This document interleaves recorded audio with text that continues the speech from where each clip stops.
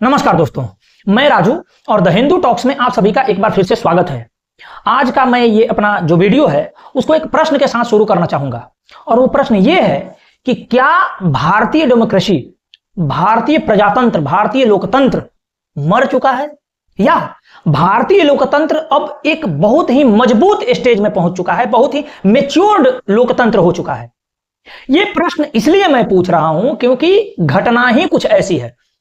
आइए विस्तार से इस पर चर्चा करेंगे और अंत में भी मैं इस एपिसोड को प्रश्न के साथ ही छोड़ के जाऊंगा कि आप अपना विचार हमें कमेंट बॉक्स में दीजिएगा कि जो मैं बात कहूंगा उसमें आपकी क्या विचार है। तो सबसे पहले यह समझ लें कि यह वीडियो थोड़ा लंबा होने वाला है, धीरज के साथ सुनिएगा।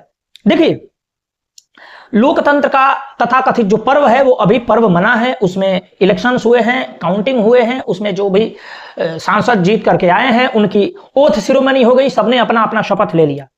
उसमें दो नाम ऐसे थे जो शपथ नहीं ले पाए थे और दो नाम थे, एक अमृतपाल सिंह और दूसरा इंजीनियर रशीद खान। अमृतपाल सिंह एक खालिस्तानी सेपरेटिस्ट है, उसने भी अपना इलेक्शन लड़ा, वो जेल में रहते हुए लड़ा। आपको मालूम होगा कि वो पहले से ही जेल में है, वो जेल में रहते हुए इलेक्शन लड़ा और वो जीत गया। दूसरा है इंजीनियर रशीद खान जो कि यूएपीए के अंडर में, टेरर फंडिंग के अंडर में, वो टेररिस्ट एक्टिविटी में वो जेल में बंद है, वो तिहाड़ जेल में बंद है और अमृतपाल सिंह जो है वो डिब्रूगढ़ में, असम में जेल में बंद था। तो दोनों जो देश को तोड़ने वाले एलिमेंट्स हैं वो दोनों ही इलेक्शन जीत चुके थे, लोकसभा इलेक्शन। और ध्यान देने वाला है कि देने वाली बात यह है कि इंजीनियर रशीद खान जो है वो उमर अब्दुल्ला को हरा करके मतलब कि एमपी बना है एक तरीके से। दोनों को ओथ शिरोमणि दिलवाने के लिए, ओथ दिलवाने के लिए, शपथ दिलवाने के लिए कोर्ट ने पैरोल दिया। जी हां, दोनों को पैरोल दिया और कल अर्थात 5 जुलाई के दिन वो जाकर के संसद भवन में खड़े होकर के ये दोनों व्यक्तियों ने शपथ लिया है सांसद के रूप में। आइए विस्तार से चर्चा करेंगे और एक एक बिंदुओं को लेकर के इसमें हम चर्चा करेंगे। सबसे पहला अमृतपाल सिंह के केस में हमको पहले डिस्कस कर लेते हैं।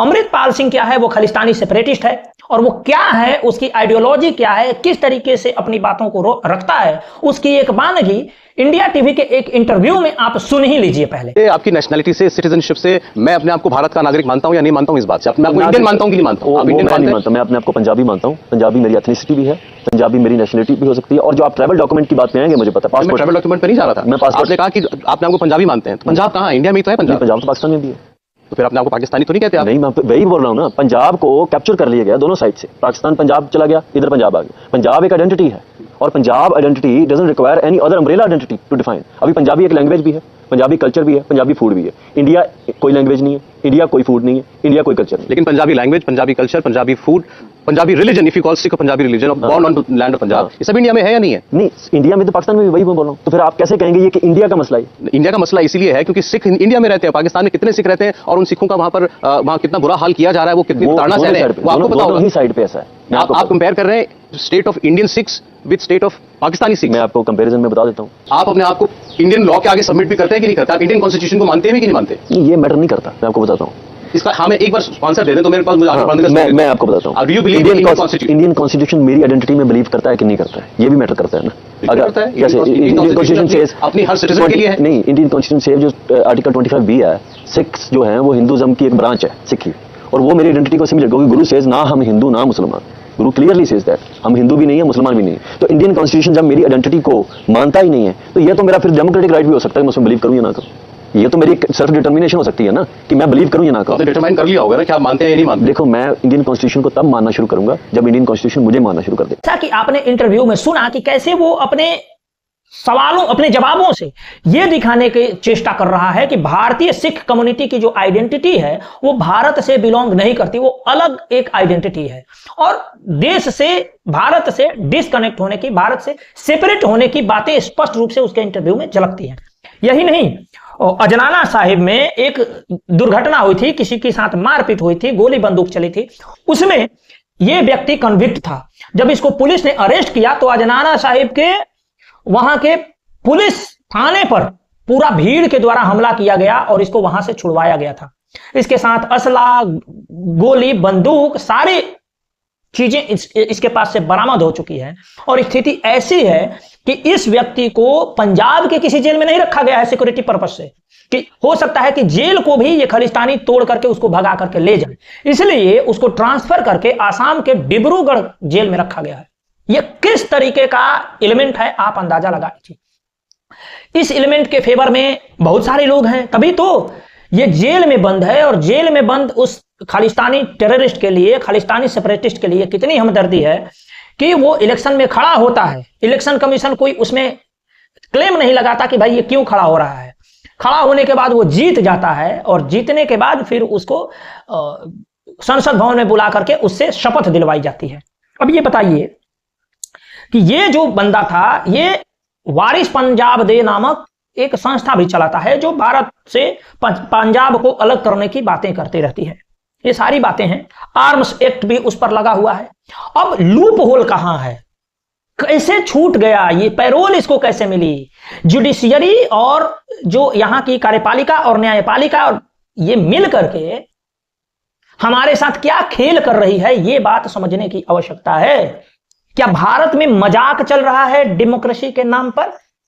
क्योंकि 1951 में पीपल्स रिप्रेजेंटेटिव एक्ट के क्लॉज 8 में यह वर्णित किया गया है कि भाई यदि किसी व्यक्ति पर कोई केस चल रहा है और वो कन्विक्ट नहीं हुआ है, उस पर दोष साबित नहीं हुआ है, तो वो इलेक्शन तो लड़ सकता है लेकिन वोट नहीं दे सकता। आप देखिए नेताओं ने अपने लिए किस तरीके से सेफ रास्ता बना करके रखा हुआ है कि यदि आप पर कोई मामला है, भले ही वो आपके विपक्षियों ने आप पर आरोप लगा करके आपको बंदी बना के रखा है या किसी तरह का यदि मामला है और वो मामला आप पर प्रूफ नहीं हुआ है, तो आप इलेक्शन लड़ सकते हैं, सांसद बन सकते हैं, विधायक बन सकते हैं, मंत्री बन सकते हैं।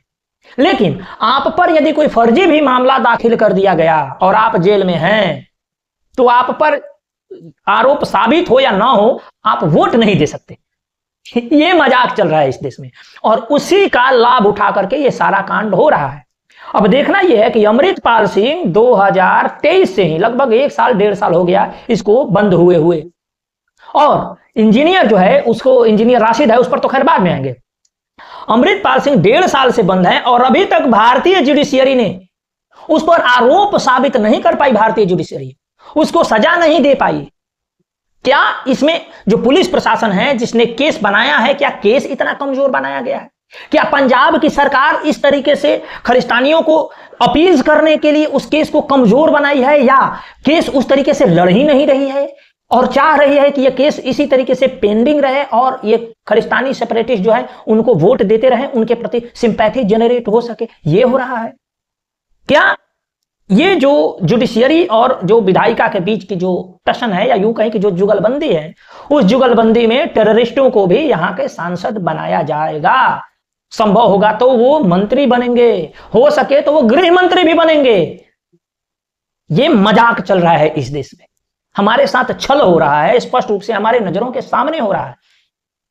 जिनके वीडियोस अवेलेबल हैं, जिनके प्रशंसकों द्वारा हमले किए गए हैं थानों को घेर करके उनको छुड़ाने के लिए, जिसने खुलेआम अमित शाह को भी धमकी दिया है, जिसने साफ साफ ये कहा है कि यदि पंजाब के साथ कुछ छेड़छाड़ किया गया, पंजाबियों के साथ, सिखों के साथ कुछ किया गया तो इंदिरा गांधी याद है ना, इस तरीके से जो धमकियां दे चुका है, जिसके पास से हथियार बरामद हो चुके हैं, इसके वीडियोज हैं, उनको प्रूफ करने में क्यों फेल हो रही है यहां के जुडिशियरी और यहां के विधायिका? क्या बड़ों के लिए कानून कुछ अलग है और आम लोगों के लिए कानून कुछ अलग है? लग तो यही रहा है।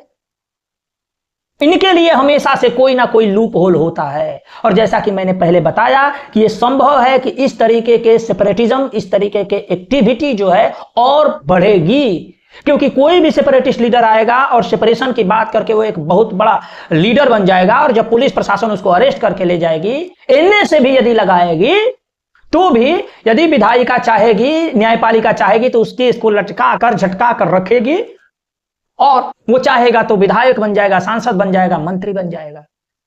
क्या जुडिशियरी को इस पर थोड़ा त्वरित कार्रवाई करके इसको, या तो गिल्टी नहीं है तो इसको छोड़ दो और यदि गिल्टी है तो इसको सजा दो, क्योंकि यदि तुम सजा दोगे तो ये इलेक्शन नहीं लड़ पाएगा, संसद में नहीं पहुंच पाएगा, विधानसभा में नहीं पहुंच पाएगा, इस तरह के मतलब कि लोकतांत्रिक व्यवस्था में वो नहीं पहुंच पाएगा। और कितनी विडंबना है कि ऐसे व्यक्ति, ऐसे टेररिस्ट जो भारत की लोकतांत्रिक व्यवस्था में विश्वास नहीं करते, वो इसी लोकतांत्रिक व्यवस्था के अंदर में संचालित होने वाली संसद में जाकर के शपथ ले रहे हैं। आप इमेजिन करिए, ये चल रहा है हमारे देश में। कल के वीडियो फुटेज आपने देखे होंगे किस तरीके से उसको मिलिट्री एयरक्राफ्ट में लाया गया और पंजाब पुलिस को यह हिदायत दी गई कि इसको ले जाना है और इसे शपथ दिलवा करके फिर से वापस असम के डिब्रूगढ़ में पहुंचाना है। और जितना भी खर्चा उठाएगी वो पंजाब पुलिस के जो अपने फंड्स हैं, जो हमारे अपने टैक्स के पैसे से जमा किए गए फंड्स हैं, उसका प्रयोग करके उसको इतनी सुविधा दी गई है। दूसरा एक सेपरेटिस्ट लीडर है जो जिसको इंजीनियर राशिद खान के नाम से जाना जाता है। वो इसी तरीके से मतलब कि सेपरेटिज्म की बात जम्मू कश्मीर में करता था। वो बारामूला से अभी सांसद बन गया है, उमर अब्दुल्ला को हरा करके सांसद बना है। वो क्या क्या बातें करता था, आप सोचिएगा तो आपका दिमाग खराब हो जाएगा। वो JKLF Jammu Kashmir liberation front के जो मकबूल भट्ट है, उस मकबूल भट्ट को बोलता था कि ये मकबूल भट्ट को गलत तरीके से फंसाया गया है, मकबूल भट्ट ठीक है।